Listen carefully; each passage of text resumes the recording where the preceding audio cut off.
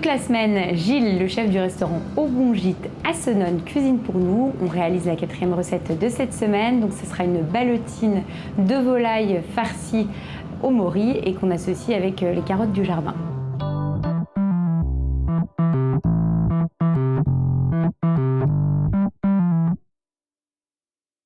Alors pour la farce, on va faire suer quelques échalotes. D'accord. Pour donner du bon goût. Et donc là, tu fais revenir tes échalotes. Je fais revenir mes échalotes. Alors vu que c'est pas la saison, j'ai pris des moris déshydratés. Déshydratés, ouais. Que j'ai réhydratés. Oui. D'accord. On les a bien nettoyés. Et tu les fais donc revenir avec tes échalotes. Voilà, je les fais revenir avec les échalotes. Si on prend de la morue crue, il faut toujours la cuire. Hein. Bon après, franchement, les déshydratés, ça marche plutôt bien. Hein. Ben, quelque part, je préfère, c'est un goût un peu plus fumé. Hein. Moi, je trouve que le goût est plus prononcé. Oui. Alors ça m'est arrivé d'acheter des fraîches et de les laisser, sécher pour avoir justement ce petit goût de fumée. Donc là, tu as assaisonné. Voilà. On a assaisonné les moris. On va les laisser doucement refroidir pendant ce temps qu'on fait le reste de la farce. D'accord. Parce que vu qu'on met de l'œuf, de la viande, après ça doit coller. Pour pas que ça colle ensemble, on fait... Donc ta farce, tu l'as fait avec... Alors, moi, je la fais avec du veau. On peut mettre du cochon dedans. Alors, je fais une farce assez maigre quand même. Et c'est la première fois que je fais une farce comme ça avec du veau. Ben, c'est farce fine, je crois que ça s'appelle. Hein. Après que le cochon, c'est bien. Le cochon, il a une autre odeur. Et il est plus gras, il graisse beaucoup. Et puis, voilà, le veau, on rentre des veaux, là, de temps à autre. Donc, oui, donc autant utiliser ce que tu as sous le coude. Encore un petit peu de persil pour mettre dans la farce. Et un œuf. Voilà.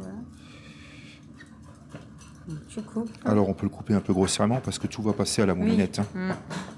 Et tu vas mixer l'ensemble. Voilà. On met nos moris.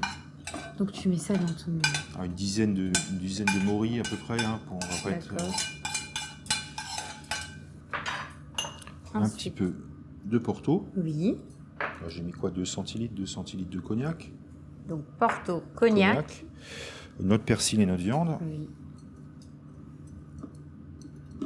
Et donc un petit coup de moulin à poivre. Alors souvent on croit que les farces c'est compliqué, mais bon, non, c'est simple. Avec les tout petits appareils là, sel. Voilà, le sel. Et donc ensuite tu vas rajouter. On va rajouter l'œuf. Et là c'est bon. On n'a pas besoin d'avoir des tout gros hachoirs pour faire des farces. Attends, je vais brancher. Voilà, c'est bon. Et voilà. Super. On a notre farce. Et donc la farce est prête. Alors la farce, pendant ce temps, on la met tout de suite au frigo. Oui. J'aime bien quand on fait les farces, on les utilise tout de suite. Et maintenant, on va faire la volaille. C'est des poulets qui viennent de chez Monsieur Renard. Il est éleveur dans le village d'à côté. Il me fait des poulets exactement, poulets jaunes à la taille que je veux, des pintades. Oui, puis en plus, voilà, c'est local. Voilà, c'est local. Il me livre 2 fois par semaine. Il fait ça très très bien. Donc là, on va ouvrir le poulet. D'accord. Donc là, tu as mis un film alimentaire. Hein. Voilà.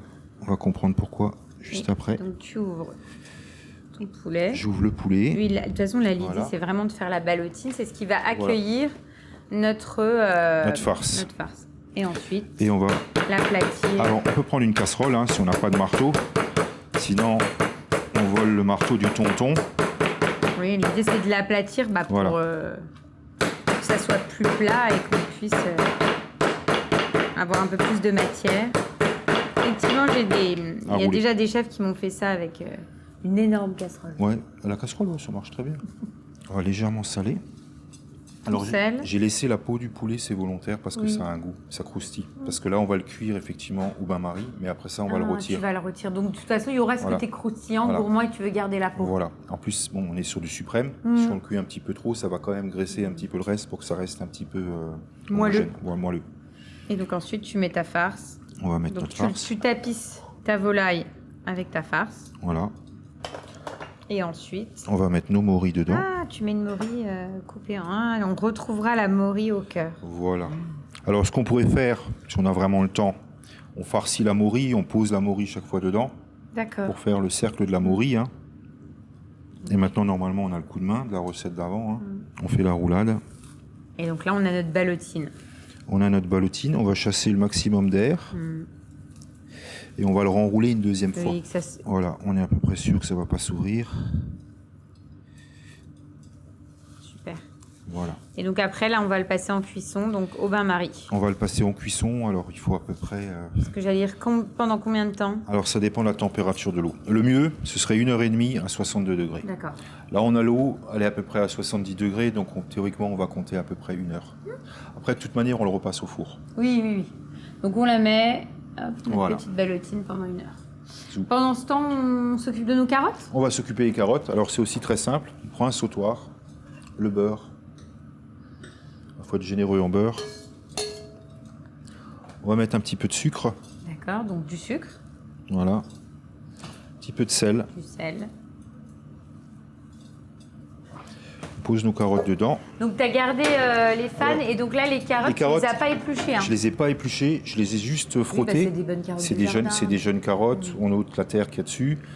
Les vitamines, on dit, elles sont dans la peau. Voilà, il n'y a pas de pesticides, il n'y a pas de... Donc on... Ouais, donc autant les garder comme ça. Et là où il y a le plus de goût en fait dans la carotte, c'est ici. Donc, Et le fait de l'avoir dedans, ça donne un arôme, voilà.